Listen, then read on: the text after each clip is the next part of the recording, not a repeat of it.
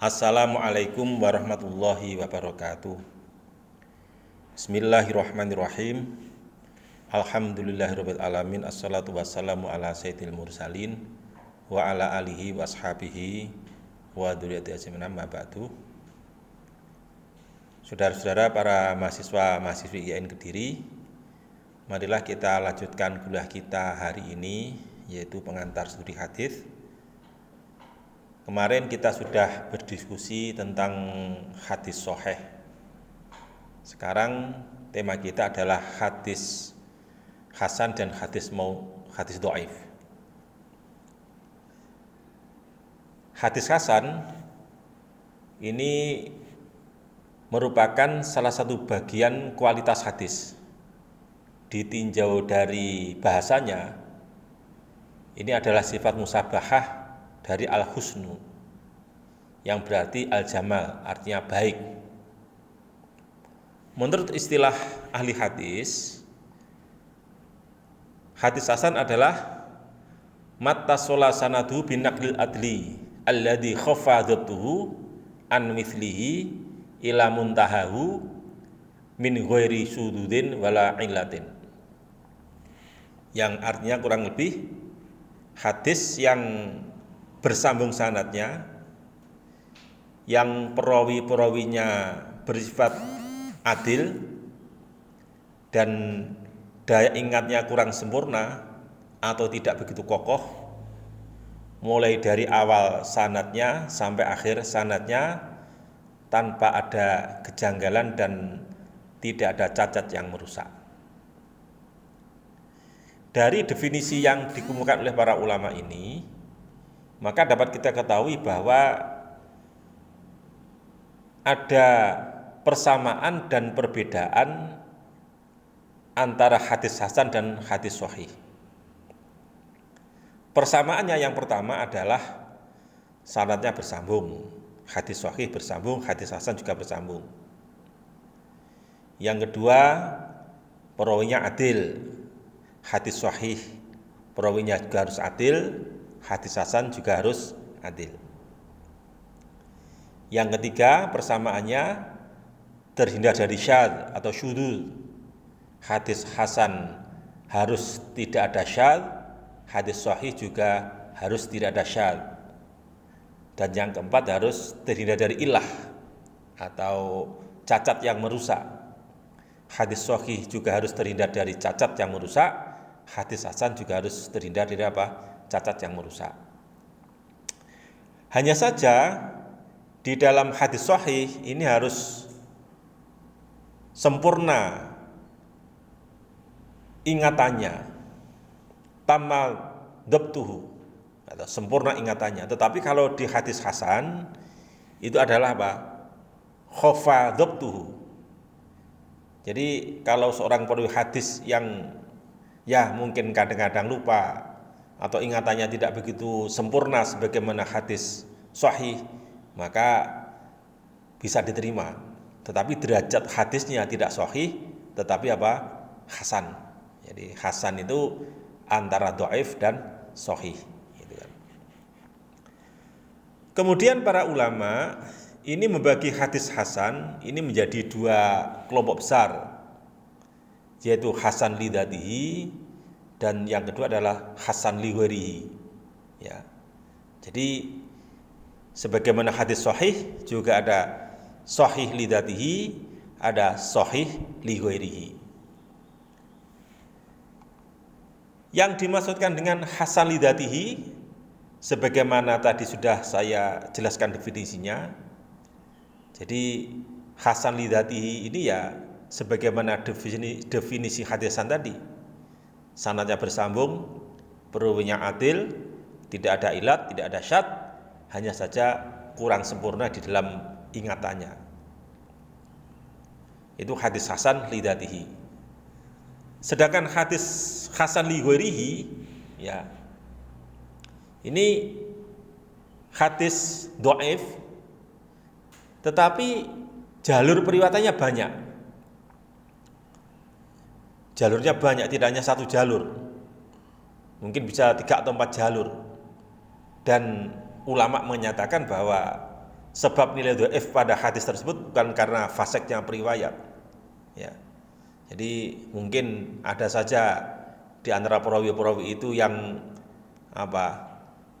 keadilannya kurang sedikit, atau mungkin ada ilah, ya, yang ilah itu bisa dikompromikan dengan ilah yang lain, dengan hadis yang lain misalnya. Nah itu. Jadi syaratnya yang utama adalah jalurnya banyak. Dan ini mungkin bukan hal yang gampang untuk mencari hadis hasan li ghairihi tadi. Hadis hasan li dzatihi ini para ulama sepakat bisa dijadikan hujah atau hadis ini bisa diamalkan sebagaimana hadis sahih. Demikian juga menurut Mahmud Tohan, hadis hasan li ghairihi ini termasuk hadis makbul atau hadis yang bisa diterima. Ini pendapat Mahmud Tohan yang menyatakan bahwa hadis hasan li ghairihi termasuk hadis makbul yang diterima dan dapat dijadikan hujah.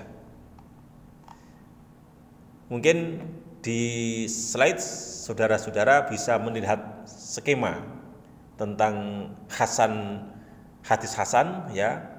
Jadi di sini mulai dari Nabi sampai mukharisul hadis, sanadnya bersambung, perawinya adil, tidak ada syadz, tidak ada ilah, dan yang membedakan dengan hadis sahih, kedhabitannya tidak sempurna, berbeda dengan hadis sahih yang sempurna kedhabitannya. Gitu kan. Ada salah satu contoh yang sering digunakan oleh para ulama untuk mencontohkan hadis hasan. Hadatsana Abdah, hadatsana Muhammad bin Amr an Abi Salamah an Abi Hurairah qala Rasulullah sallallahu alaihi wasallam laula an asukqa ala ummati la amartuhum bisiwaki inda kulli sholatin. Ya, ini ada salah satu hadis yang ada pada Musnad Ahmad, ya. Hadis nomor 7853 pada juz 13 halaman 244, ya. Di situ kalau saudara-saudara melihat di dalam slide ini Ahmad bin Hanbal mendapatkan hadis dari Abdah dari Muhammad bin Amr dari Abu Salamah dari Abu Hurairah. Sebagaimana bisa dilihat di dalam slide itu, Abu Hurairah itu sahabi, Abu Salamah at-tabi'i, Muhammad bin Amr atba'ut tabi'in, ya. Abdah ini Syekhul Musonef, dan tentu Ahmad bin Hanbal adalah musonef atau orang yang mengkompilasi hadis, ya. Dari analisis yang didapatkan, sanad hadis ini bersambung. Artinya apa? Mulai dari Ahmad bin Hanbal sampai kepada Rasulullah, ini sanadnya bersambung. Perawinya juga adil, tidak ada syadz dan tidak ada ilah. Hanya saja di sini ada namanya Muhammad bin Amr. Muhammad bin Amr ini seorang atba'ut tabi'in yang di situ dinyatakan kurang dobit. Artinya dobitnya tidak sempurna.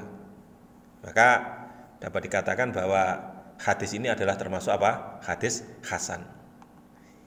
Ini kalau dilihat dari jalur ini saja. Menurut beberapa ulama, hadis ini juga ditemui pada jalur yang lain, ya. Jadi kalau kita melihat dari jalur ini saja, maka bisa dikatakan hadis ini adalah hadis hasan. Tetapi perlu diingat bahwa hadis laula an asukko ala ummati la amartu bisiwaki inda kulli sholatin ini jalurnya banyak, sehingga dari hadis hasan ini maka bisa jadi dia naik menjadi derajatnya menjadi hadis sahih, ya. Ini penjelasan hadis hasan. Oke. Kemudian kita lanjutkan tentang hadis dhaif. Ya. Dhaif menurut bahasa itu lemah. Lawannya kuwah atau kuat. Dhaif itu dapat secara indrawi dan maknawi. Sementara yang dimaksud dhaif di sini adalah dhaif maknawi. Artinya apa? Bahwa setelah dianalisis ternyata sanad hadis tersebut adalah sanad hadis yang dhaif. Ibnu Shalah mendefinisikan hadis dhaif adalah sebagai berikut. Kullu haditsin lam yajtami fihi sifatul hadithi as-sahihi wala sifatul hadisi al-hasani. Yaitu setiap hadis yang di dalamnya, di dalam sanad dan matan hadis itu tidak terkumpul sifat-sifat hadis sahih, tidak terkumpul sifat-sifat hadis hasan. Jadi jelas sekali di sini. Apabila ada salah satu syarat yang ada pada hadis sahih atau hadis hasan tidak ada pada hadis yang kita baca, maka di situ namanya tidak lagi hadis sahih atau hadis hasan, tetapi hadis dhaif atau hadis yang lemah. Itu. Sebab-sebab nilai dhaif pada hadis itu ada dua macam. Yang pertama, hadis dhaif karena gugurnya periwayat. Artinya gugur itu bukan meninggal, tetapi setelah dilakukan iktibar atau pembuatan skema hadis, membandingkan antara sanad dengan sanad yang lain, ternyata dalam jalur periwayat itu ada yang loncat.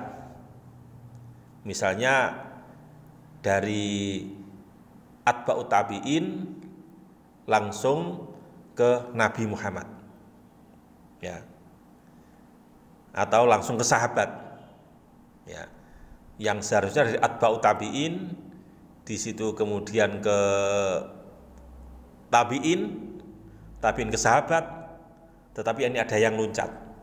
Maka karena jalur yang meloncat inilah dinamakan apa? Karena gugurnya periwayat. Ya.